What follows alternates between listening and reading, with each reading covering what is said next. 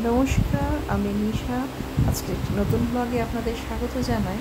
আজকে সকলকে শুভ রামনবমীর অনেক অনেক শুভেচ্ছা জানাই। আমরা আজকে আমাদের প্রতিবেশীর বাড়িতে সকালবেলায় গেছিলাম কন্যা পূজনের জন্য। যেহেতু আমার একটি ছোট মেয়ে রয়েছে, তাই তারা আমাদের আমন্ত্রণ জানিয়েছিলেন কন্যা পূজনের জন্য। তো এই যে দেখুন, শুরু করেছে ভীষণ চঞ্চল নিষ্কা, ওকে কোনো রকমে ধরে বেঁধে আর কি ওই পুজো টুজো করা হচ্ছে, যেটুকু নিয়ম আচার। তবে সকালটা ভারী সুন্দর কাটলো। ছোটো ছোটো বাচ্চারা ভীষণ সুন্দর সেজে গুজে এসেছে, তাদেরকে পুজো করা হচ্ছে। কিন্তু বাচ্চাদেরকে তো একসাথে বসানোই যাচ্ছে না, এত চঞ্চল। তবে বাকিরা বসে আছে চুপচাপ, কিন্তু এই নিষ্কাকে ধরে রাখা যাচ্ছে না। কোনো রকমে ধরে টরে যেটুকু করা যায় সেটুকুই।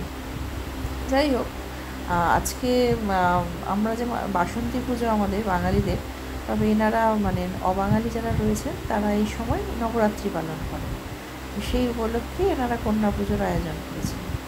ছোটো ছোটো বাচ্চা যারা রয়েছে তাদেরকে ওই একটু পা ধুইয়ে একটু টিপ পরানো, হাতে সুতো বাঁধা, এই নানা একটু গিফট দেওয়া, এই এই মানে ছোটোখাটো আয়োজন করা হয়েছে। এখানে প্রতি বছরই হয়। গত বছর পুজোর সময় আর কয়েকটা বাড়িতে নিষ্কাকে এরকম পুজো করা হয়েছিল। এবারও আমাদের প্রতিবেশী জানালেন যে সকালবেলা একটু নিষ্কাকে নিয়ে আসার জন্য। বললাম ঠিক আছে, কোনো অসুবিধা নেই।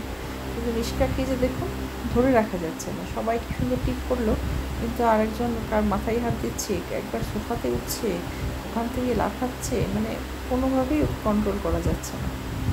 যাই হোক, বাচ্চারা একসাথে হলে যা হয়। আরও এখানে সকালবেলা প্রসাদের আয়োজন ছিল, আমরা সবাই ওখানে খেয়ে এসেছি।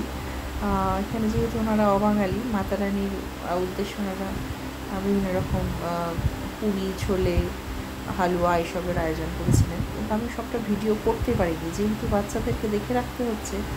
আর বুঝতেই পারছি, 4টা বাচ্চা এক জায়গায় হলে খেলনা, সাধারণ ছোটোখাটো খেলনা নিয়ে মারপিট লেগে যাচ্ছে, যা হয় আর কি বাচ্চাদের।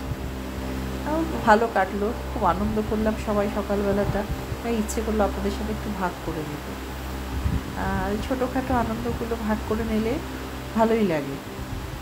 এই যে দেখুন, হাতে সুতো বাঁধছে একজন, দুজনেই করেছিলেন পুজো, তো ধরে বেঁধে সুতো বাঁধা হচ্ছে। এই যে চলছে সুতো বাঁধা, একটু আগে ধরে টিপ পরানো হলো।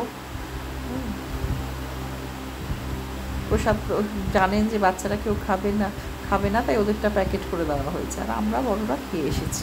আবার মাঝখানে একটু ফোনও দেখতে পেয়েছে, চলে গেছে দেখতে। দেখুন, সব কটা কীরকম ফোন দেখার স্বভাব হয়েছে। একজন ফোন করেছে, বাকিগুলো দেখতে চলে এসেছে। ঠিক আছে, সকলে ভালো থাকবেন। অনেক অনেক